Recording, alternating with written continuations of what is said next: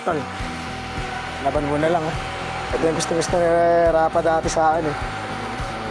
Oo. Sabi, ang ganda ng ano mo dyan sa kuya, kompleto pangalan mo, apelyido eh. Sabi, akin na lang. Sabi niya, ayan. Customize siya sa akin, JBO. Sponsor ko sila eh. Ayan. Kaya gusto niya, sabi ngayon daw siya nakakita ng jersey na kompleto, may pangalan na may apelyido pa. Sa kanya, sobrang laki niya sa'yo, kahit small. Sabi ko, kung saan gusto mo yan, edi magpalaki ka muna. Sabi ko sa kanya. Siguro sa kanya, XXS eh. Yan, small, sakto yun sa'yo. Oo nga, sabi niya sa akin, sakto daw. Sabi niya, pag sinuot mo yan, para ka nakapalda.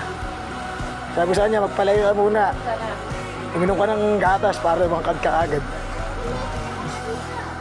Ayos yan. Ito, basahin mo to. Ay, nasa likod.